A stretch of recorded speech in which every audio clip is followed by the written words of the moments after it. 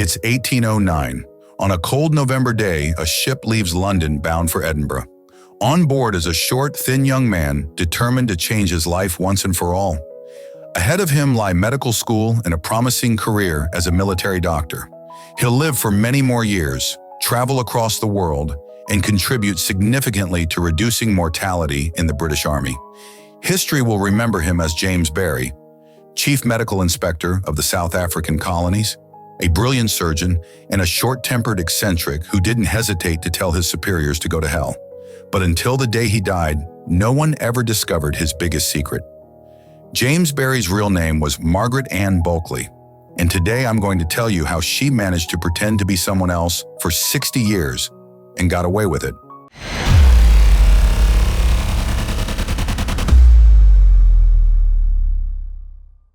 As you've guessed by now, the celebrated figure of British medicine, James Barry, was in fact a woman.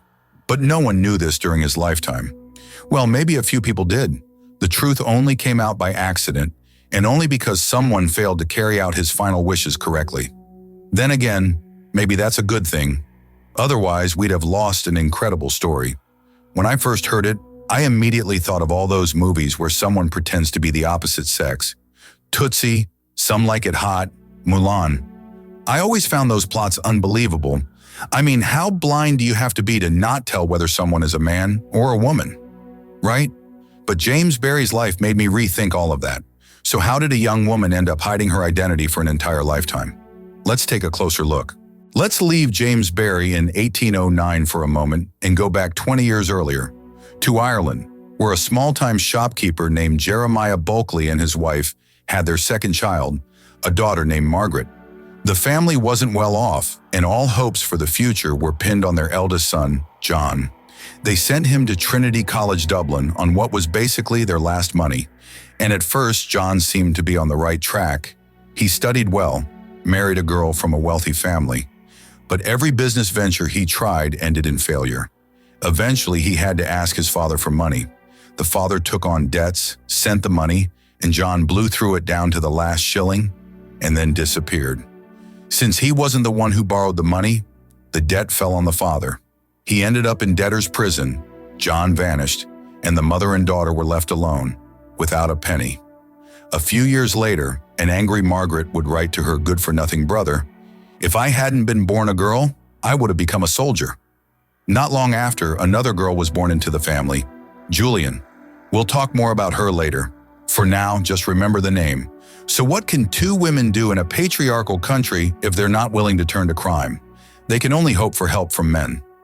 Margaret's mother turned to her brother, an artist with the Royal Academy.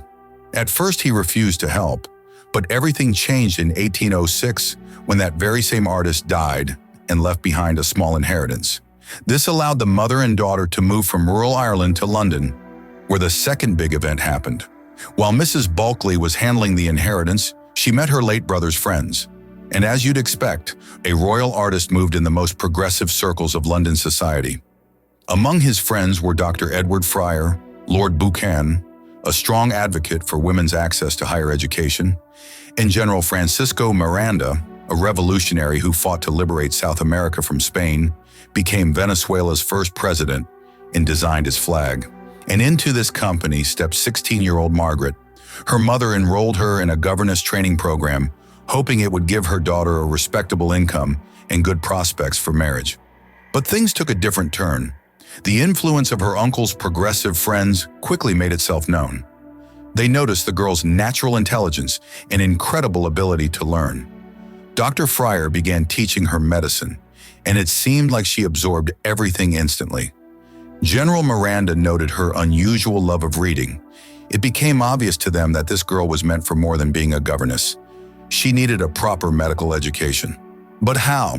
At the time, women weren't allowed into universities. And who would permit a woman to practice medicine? That's when they came up with a clever plan. Margaret would become James and enroll as a man. After graduation, Miranda would take her to Venezuela, a young country with no gender prejudice. By the way, the name James Barry wasn't chosen at random. It was her uncle's name, the artist. That made forging the documents a lot easier. And so, we're back in 1809, on the ship carrying young James to Edinburgh, accompanied by his aunt, who was actually his mother. From this point on, and for the rest of this video, I'll refer to James Barry as he.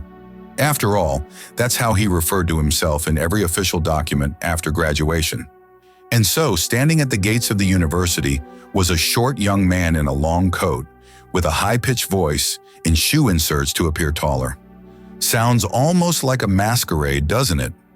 Almost like a con, but not for profit, like that famous Victor Lustig, the man who sold the Eiffel Tower. We actually covered his story in a previous episode. Check it out if you haven't seen it. Unlike Lustig, Barry deceived the world for a dream, to get an education and save lives. During all 3 years of study, Barry only ran into one problem. The university didn't want to let him take final exams, claiming he was too young. The only explanation anyone could come up with for his appearance was that he had lied about his age, and was really 15, not 22. Otherwise, why hadn't his voice changed or his beard started to grow? Makes sense, right? To resolve the issue, Lord Buchan, one of the original architects of the whole disguise plan, stepped in. He sent a letter to the university pointing out that nothing in the school charter stated any minimum age for graduation. The university was essentially forced to agree with the esteemed Earl's reasoning, and Barry calmly passed his exams, with top marks in nearly every subject. The plan was now fully in motion. James Barry, formerly Margaret Bulkley, was officially a certified doctor. Time for part 2. To leave behind the fake male identity and head to Venezuela to help people. But that's where things hit a snag. Just as Barry was finishing exams, Spain crushed the Venezuelan army. Its leader, Francisco Miranda, was captured and would never leave prison again. So what now? If Barry had revealed his true gender, those 3 years of study would have been wasted. He still couldn't practice medicine as a woman, so the disguise would continue for another 50 years. After graduation, young Dr. James Barry returned to London and took a job as a hospital surgeon's assistant.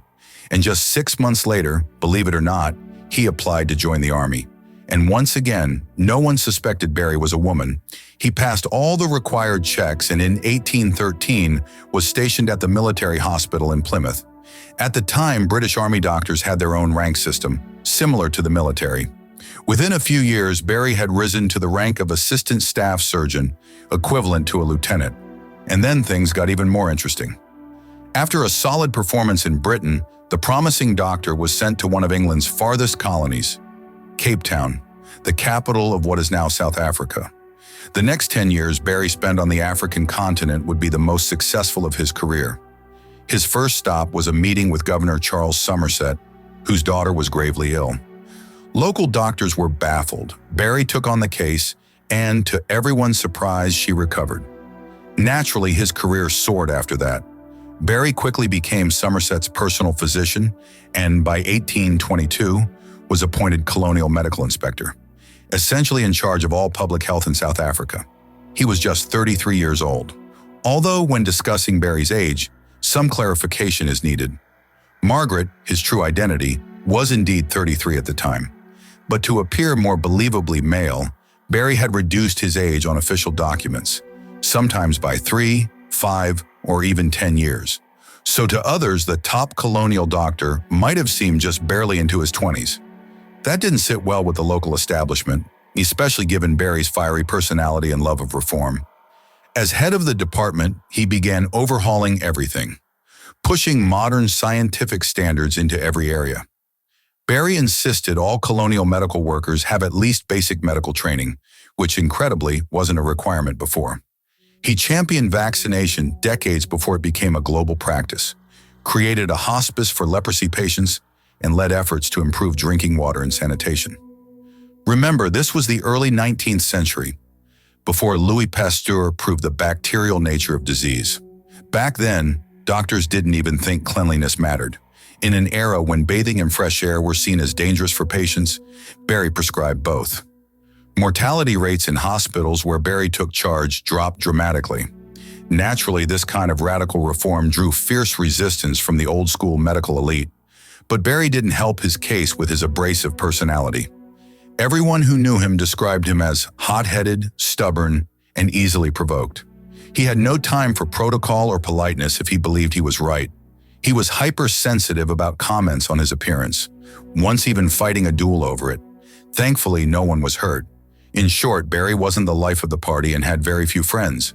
Even so, his surgical skills earned widespread respect, even from his enemies. His most famous procedure was a cesarean section. Today, it's a routine operation, but in Barry's time, it carried enormous risk. In fact, before Barry, there had never been a single recorded case of a successful C-section in South Africa, where both mother and child survived. At the time, the saying went, C-sections were for delivering live babies from dead mothers. But Barry managed to save both, and the child was named James Barry Munich in his honor. That middle name was passed down through generations, and one of Munich's descendants would go on to become South Africa's prime minister in the 20th century. But Barry's life wasn't all achievements and success. There were plenty of scandals too. Because of his feminine appearance, rumors constantly swirled about his sexuality. Some gossips even attributed his career success not to medical talent, but to an intimate relationship with the governor. After all, how else could someone rise so fast? Surely it couldn't be due to skill. He must be sleeping with Somerset.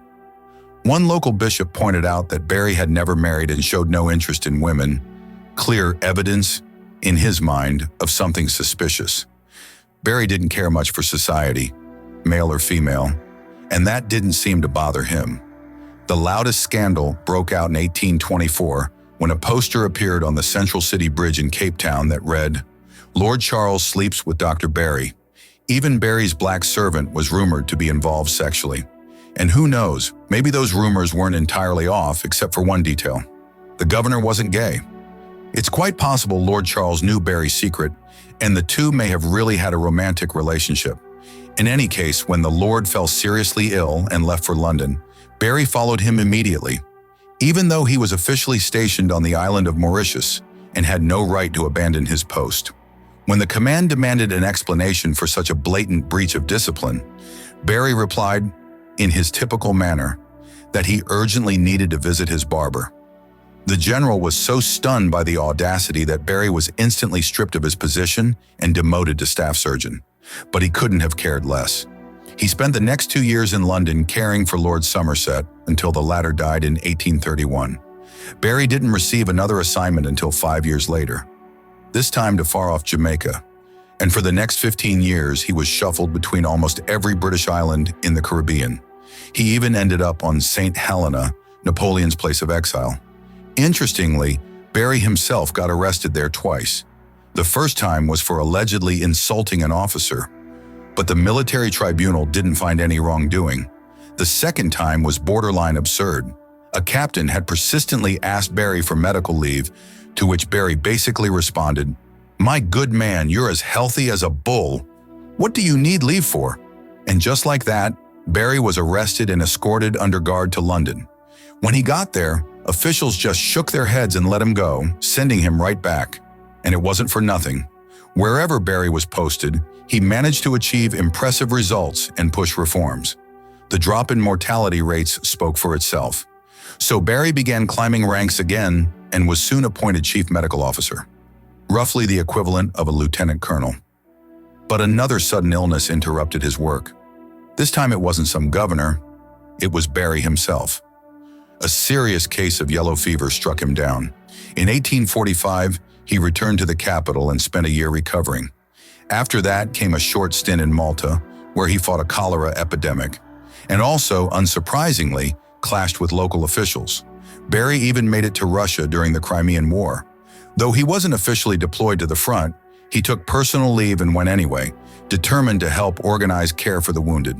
And as usual, he managed to pick a fight, this time not with just anyone, but with another famous woman, Florence Nightingale, founder of the modern nursing profession. Whatever they quarreled about, history doesn't say, but in one of her letters, Nightingale called Barry a brute. In 1857, James Barry, already an elderly man by then, was promoted to Inspector General of Military Hospitals, the equivalent of a brigadier general and the highest rank a medical officer could achieve in the British Army. He was sent to Canada on what would be the last major posting of his life, As usual, he started by enforcing cleanliness, improving rations, and advocating for better conditions. He pushed for separate quarters for married soldiers, since up until then, their wives had been living alongside them in shared barracks. In Montreal, Barry became known for riding through the city in a bright red sleigh wrapped in furs. He even managed to become a member of the exclusive all-male St. James Club, but his time in Canada lasted just 2 years. Barry had grown used to warm, tropical climates, and he found the cold unbearable. Eventually, he developed bronchitis and sailed back to London. He expected to recover and then be posted somewhere warmer, but instead he was forced into retirement. James Barry spent the last 5 years of his life in London, never revealing the truth about his biological sex. In fact, he went out of his way to ensure the secret would die with him. Every time he sensed the end was near, he gave strict instructions to be buried in the same clothes he died in, with no traditional washing or preparation of the body. But as you might guess, something went wrong. James Barry, or rather Margaret Bulkley, died in 1865 from dysentery, the same illness caused by poor sanitation that Barry had fought against his entire life. A bitter irony, his friend and personal physician, Major McKinnon, respected Barry's last wishes and certified the death without examining the body, and perhaps no one would have ever learned the truth if it hadn't been for a maid named Sophia Bishop. She had come to prepare the body for burial and hadn't been told not to undress it. That's when the secret came out. At first she was shocked, then she realized she had uncovered something big. And what did she do next? She decided to blackmail someone. With no surviving family members, she targeted the only person she knew connected to Barry, Major McKinnon. She told him not only was the late doctor a woman, but she would go to the press with the story if he didn't pay her. McKinnon was more than a little stunned by the maid's claim, but he refused to pay, dismissing her as a greedy fool. In a letter later, he admitted he had always suspected Barry might be a hermaphrodite, and he honestly didn't see much reason to care. But Sophia Bishop didn't back down. She followed through on her threat and took her story to the press. Whether the journalists believed her or just saw an irresistible scandal for the headlines is unclear. But the news that a respected brigadier general in the British Army had actually been a woman spread like wildfire across the empire. People who had known Barry began recalling every oddity they could, how they'd never actually seen him undress, how he never joined in boxing or gymnastics, anything that would require revealing his body. And yet even Barry's closest friends insisted they had never suspected a thing. For the Army, the scandal was massive. How could they have missed it for 50 years? In an effort to bury the embarrassment, the military sealed all of Barry's records for 100 years. The story turned semi-legendary. Some claim Barry had disguised herself to follow a lover into the Army. Others declared her the first feminist, boldly carving a place for herself in a patriarchal world. Interest in James Barry reignited in the mid-20th century when the archives were finally unsealed. It turned out there had never been an official autopsy or exhumation to confirm the maid's claim. The entire story hinged on the account of one woman who saw the body and the curious behaviors of the doctor during his life. It might have all sounded like tabloid fiction, maybe a misunderstanding or yellow press sensationalism. But no, the story held up. Researchers carefully traced Barry's life and noticed that he appeared almost out of nowhere at age 19, stepping off a ship to Edinburgh. At the same time, a young woman named Margaret Bulkley, the niece of Mary Bulkley, quietly vanished from records. That alone raised eyebrows, but the final undeniable proof came from a letter that young James Barry wrote to a family friend, Daniel Reardon, who was in on the secret. In the note, Barry asked that any letters addressed to Margaret Bulkley be forwarded to her mother. Though the letter was signed James Barry, Reardon carelessly wrote Miss Bulkley on the back of the envelope. Oh, and remember at the beginning of the story, we mentioned Margaret's younger sister Juliana? Well, there's one more twist. The maid who prepared Barry's body claimed there were physical signs she had once given birth. Today, most historians agree that Juliana wasn't Margaret's sister at all. She was her daughter, likely born from an assault. That too may have shaped the fiercely guarded, solitary nature of the person the world came to know as James Barry. So what's the moral of this story? Follow your dreams. Sure, But I'm not entirely convinced Margaret ever dreamed of living her life under another name, forced to hide her real identity for decades. Today, some say Margaret was actually a transgender man who truly identified as male. But Barry's biographer disagrees. In her early letters, there's no hint Margaret wanted to be a boy. The switch happened suddenly right before university, which suggests it was a calculated move, not a reflection of identity. Most likely, Margaret was a woman who pretended to be a man because it was the only way forward. And it's hard to say whether she found happiness in that choice. On one hand, she traveled the world, built a remarkable career, reshaped military healthcare, and helped thousands. On the other, how comfortable was she living under a false identity every single day? Waking up and performing masculinity, carefully avoiding a wrong word, a wrong move, never slipping, no easy answers. But what do you think? Could you live your whole life pretending to be someone else? Let me know in the comments. I'm genuinely curious. Take care.